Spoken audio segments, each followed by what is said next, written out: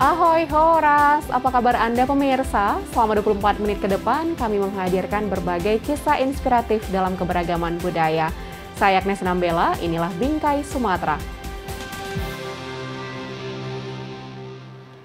Dalam rangka menyambut Hari Ibu, The ITV menggelar kegiatan Basuh Kaki Ibu virtual. Basuh Kaki Ibu adalah salah satu cara yang mengajarkan anak tentang mengasah kepekaan hati dan menunjukkan rasa bakti pada orang tua. Nah, kegiatan yang berlangsung secara nasional ini pun mampu memecahkan rekor muri dalam kategori basuh kaki virtual dengan peserta terbanyak. Ingin tahu seperti apa pemirsa? Kami merangkumnya spesial untuk Anda.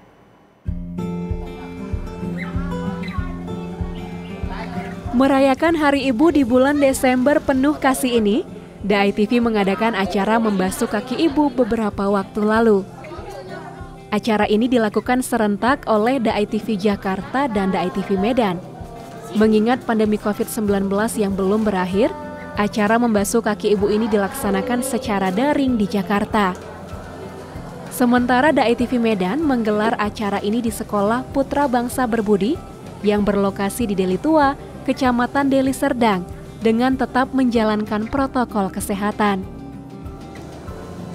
The ITV menghadirkan 1.000 pasang ibu dan anak atau 2.000 peserta dari berbagai kota di Indonesia dalam acara membasuh kaki ibu. Besarnya antusias masyarakat ini membawa The ITV pada penghargaan rekor muri dan dunia. Bukan rekor yang kita kejar, tapi ada satu perasaan atau keinginan bisa menghadirkan ibu dan anak dalam perayaan Hari Ibu. Momen-momen antara ibu dan anak. Harapan dari The ITV adalah seperti kata Master, ada dua hal yang tidak bisa ditunda, melakukan kebajikan dan berbakti kepada orang tua. Nah, menurut saya ini yang kita lakukan pada hari ini, pengen menunjukkan rasa bakti kita kepada orang tua kita. The ITV mengajak 13 sekolah dan organisasi di Medan dan sekitarnya untuk ikut berpartisipasi dalam acara membasuh kaki ibu ini. Salah satunya adalah Sekolah Putra Bangsa Berbudi yang berlokasi di Deli Tua, Kecamatan Deli Serdang. Karena sekolah kita itu menanamkan rasa bakti kepada orang tua. Jadi tekad pertama dari siswa kita itu ya rasa bakti kepada orang tua. Kita setiap tahun mengadakan acara Hari Ayah dan Ibu. Ya, kita ada termasuk ya basuh kaki, sungkem, begitu setiap tahun. Ya, kedepannya ya kita tetap laksanakan dan kita harapkan setiap sekolah juga mengadakan acara ini supaya bisa mendidik anak-anak lebih berbakti kepada orang tuanya begitu. Rusida dan Kenzi adalah sepasang ibu anak yang melakukan pembasuhan kaki. Ini adalah pertama kalinya bagi mereka. Ada perasaan haru dan bangga yang Rusida rasakan terhadap anak keduanya ini. Terharu juga, senang juga, belum pernah ada kan. Jadi ya jadi mengikat kedekatan antara ibu dan anak itu lebih kuat lagi, intens lagi.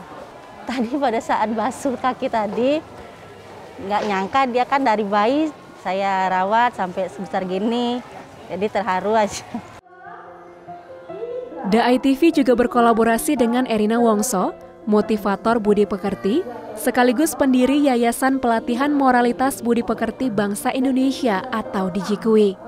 Menurut Erina, membasuh kaki ibu memiliki makna agar anak dapat bersyukur dan menghargai kehadiran orang tua dalam kehidupannya.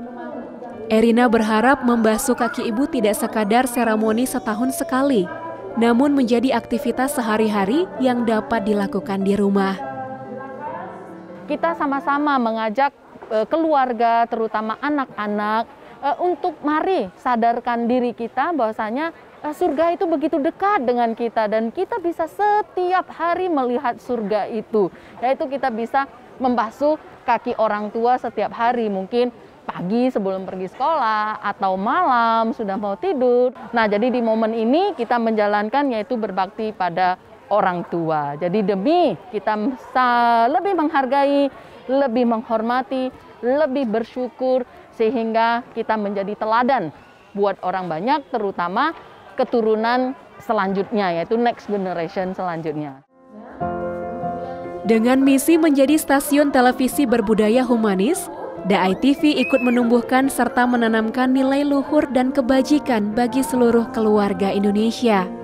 DAI-TV konsisten menyajikan tayangan-tayangan yang positif, inspiratif, edukatif, dan syarat akan pesan moral bagi pemirsa.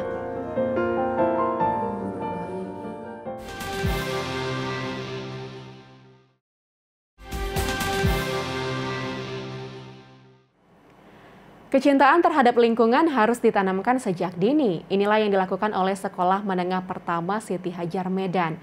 Para siswa mulai dari kelas 7 hingga 9 rutin mengadakan kegiatan daur ulang sampah hingga mengkreasikan sampah-sampah tersebut menjadi sesuatu yang bernilai dan bermanfaat.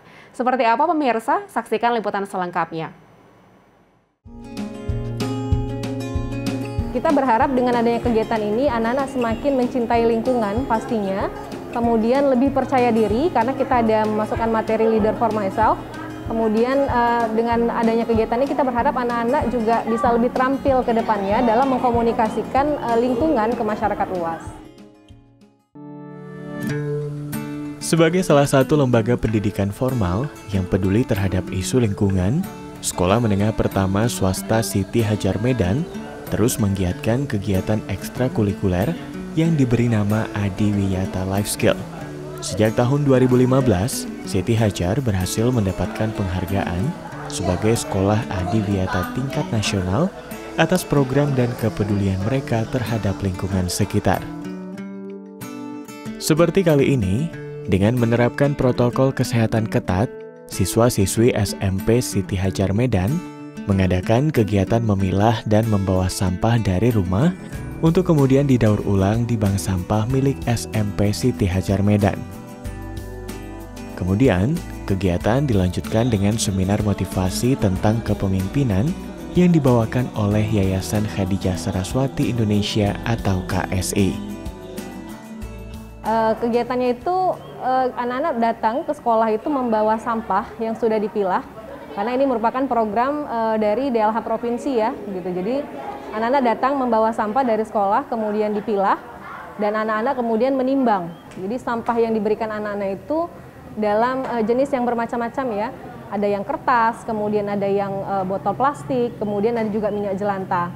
Nah, sampah ini karena kita kebetulan punya bank sampah, kita mengolah sampah tersebut. Seperti misalnya kertas itu menjadi block notes, kemudian minyak jelantah itu menjadi sabun dan lilin, kemudian sampah botol itu kita gunakan biasanya untuk membuat seperti lampu, kemudian dan banyak lagi sih sebenarnya. Nah, kita juga menambahkan ada satu materi yaitu Leader for Myself untuk memberikan motivasi kepada anak-anak menjadi public speaker. Kegiatan ini sejalan dengan visi dan misi Yayasan KSI dalam hal peningkatan kapasitas diri dan pelestarian lingkungan. Dewi Saraswati, pendiri Yayasan KSI, memberikan motivasi kepada para siswa tentang pentingnya memiliki kepercayaan diri agar dapat memimpin diri sendiri maupun orang lain. Pada kegiatan seminar Leader for Myself ini, KSI juga menghadirkan runner-up Putri Indonesia Sumatera Utara 2015, Debbie Wulandari, dan Miss Earth Indonesia Coral Warrior 2018, Azifa Zahrianis. Keduanya turut memberikan semangat dan motivasi kepada para siswa agar terus bersemangat dan percaya diri dalam menggapai impian mereka. Nah, di dalam materi ini kita hanya ingin bagaimana anak-anak ini bisa minimal menjadi pemimpin untuk dirinya sendiri dulu. Setelah itu kita punya slogan namanya Aku Hebat. Jadi mereka ini bisa menjadi anak yang hebat jika mereka bisa menghebatkan orang lain. Kami sih berharap bahwa anak-anak tetap lebih aware dengan lingkungan mereka sendiri. Sampah tetap menjadi isu utama. Seru, pertama bisa jumpakan teman-teman, terus bisa ikut seminar dan kita seminar lebih peduli terhadap lingkungan. Yang pertama itu lebih peduli lagi terhadap lingkungan, terus yang kedua itu mencoba untuk menjadi pemimpin. Sekolah adalah tonggak pendidikan bagi putra-putri penerus bangsa. Menanamkan nilai-nilai budi pekerti serta kepedulian terhadap lingkungan merupakan wujud keberhasilan sebuah generasi hebat di masa yang akan datang.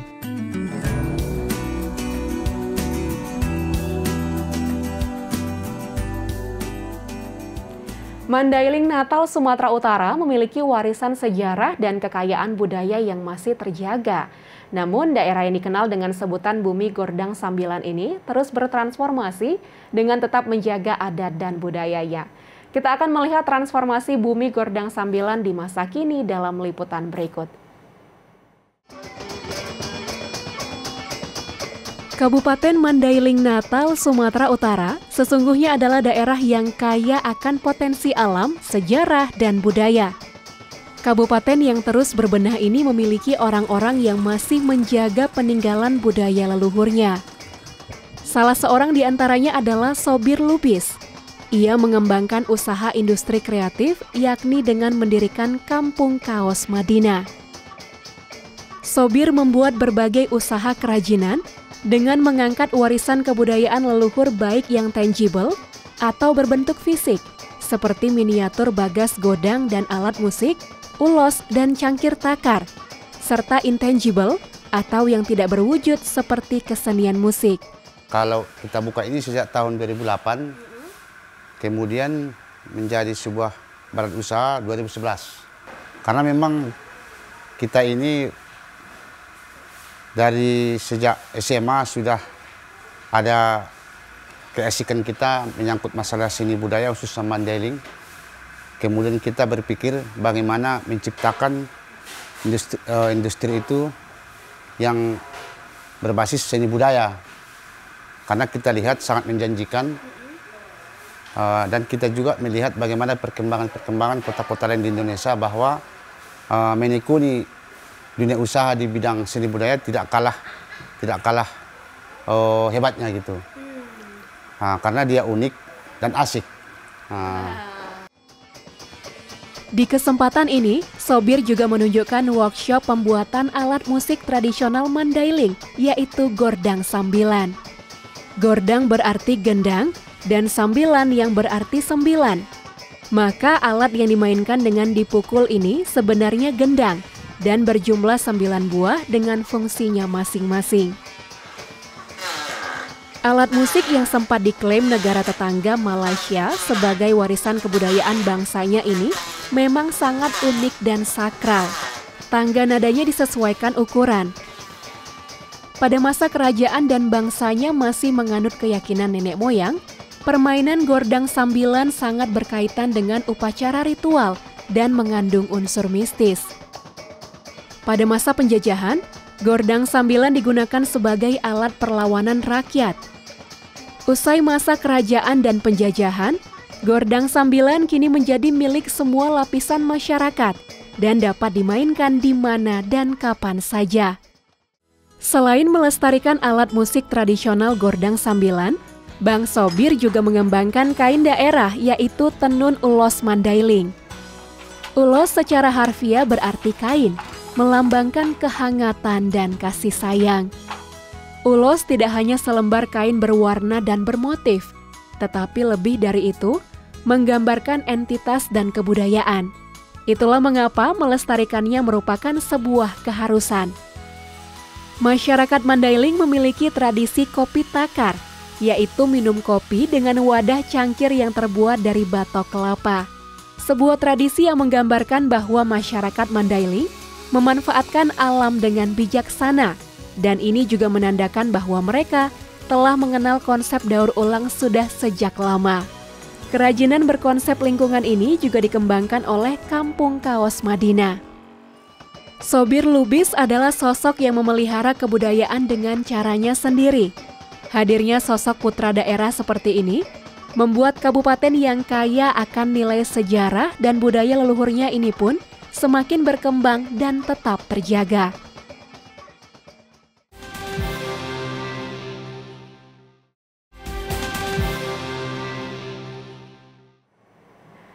Di Kabupaten Padang Lawas Utara, tepatnya di Desa Batu Nanggar, Kecamatan Batang Onang, terdapat sebuah konservasi gajah yang dibuka untuk umum. Tempat ini bernama Barumun Nagari Wildlife Sanctuary. Sempat ditutup akibat COVID, kini Barumun Nagari mulai dibuka kembali dan siap memberikan edukasi kepada wisatawan tentang pentingnya menjaga hutan serta melindungi satwa yang ada di dalamnya, termasuk gajah. Selengkapnya dalam segmen Sekitar Kita berikut ini.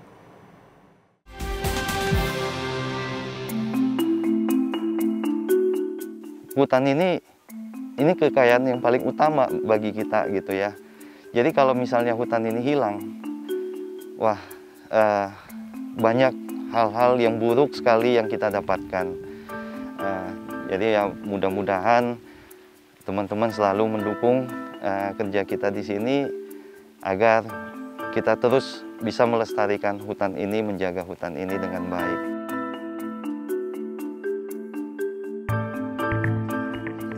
Barumun Nagari Wildlife Sanctuary atau BNWS berdiri pada tahun 2015.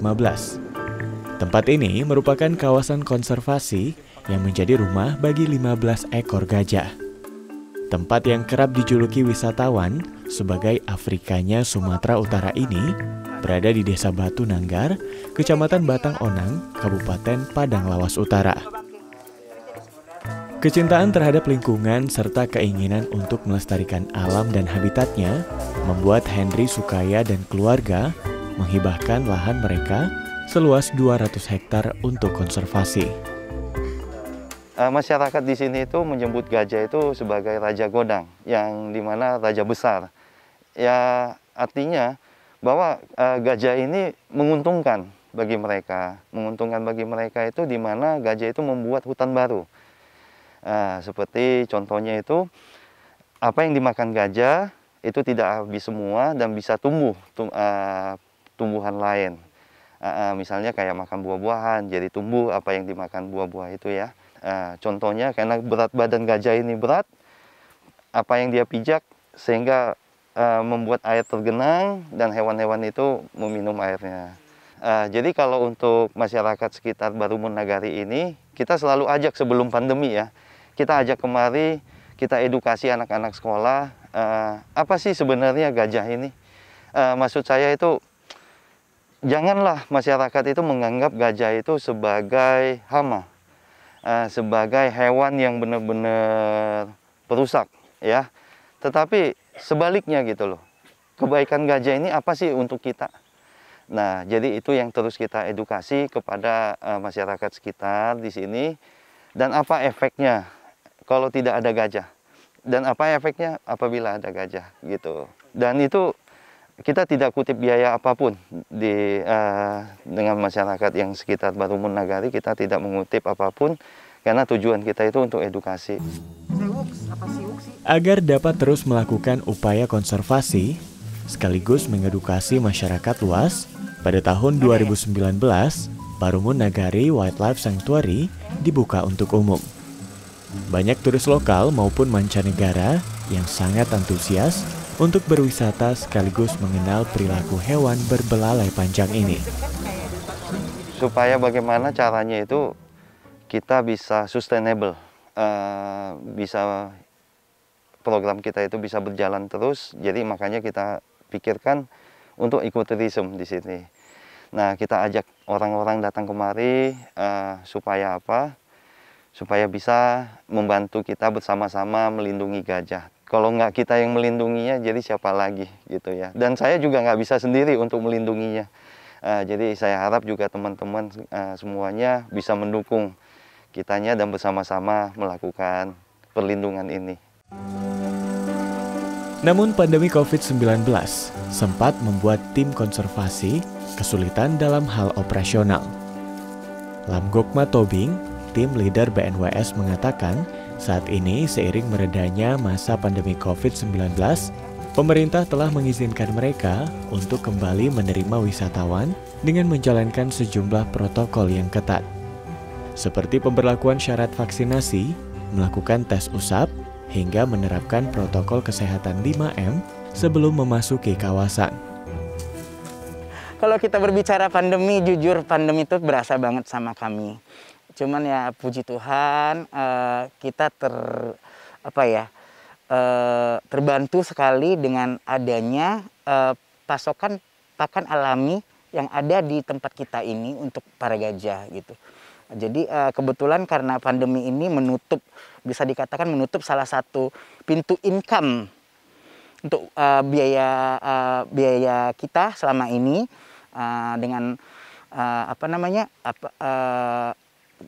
kita sempat menutup diri dari tamu hampir 1 tahun lebih, sama sekali nggak boleh terima tamu itu ya. Kalau wisatawan datang kemari itu kita bawa untuk melihat bagaimana perilaku mereka, bagaimana interaksi antara manusia dan mereka begitu. Tapi yang jelas Barumu Nagari tidak memperbolehkan adanya riding untuk turis. Kita akan membuka kembali dengan prokes yang ketat. Dan ya mungkin kalau untuk kegiatan akan seperti yang dulu. Di sini akan menikmati tempat-tempat yang indah selain gajah. Karena di sini juga banyak tempat-tempat yang indah di Barumu Nagari ini. Di sini, wisatawan dapat menikmati perjalanan menyusuri hutan yang masih asri, menikmati alam sekitar, sambil mengamati perilaku gajah yang hidup bebas di kawasan hutan Barumu Nagari. Wisatawan juga diperkenankan untuk berinteraksi secara langsung, seperti memberi makan hingga memandikan gajah. Selain itu, wisatawan juga akan diajak menyusuri berbagai sisi hutan yang masih perawan dengan pemandangan alam yang indah. Jika beruntung, kita akan dapat bertemu dengan hewan-hewan eksotis di alam liar. BNWS ini salah satu tempat wisata unggulan kita juga selain Candi Bahal, karena ini salah satu potensi wisata yang sangat disukai oleh wisatawan mancanegara. Di situ dapat kita lihat hewan-hewan yang dilindungi seperti gajah, harimau, dan lainnya. Itu sebagai daya tarik di situ juga. Dan bisa dikatakan sebagai surganya di daerah Kabupaten Padang Lawas Utara. Dengan berkunjung ke Barumu Nagari Wildlife Sanctuary, itu berarti kita telah menjadi bagian dari upaya pelestarian hutan dan gajah yang ada di Kabupaten Padang Lawas Utara.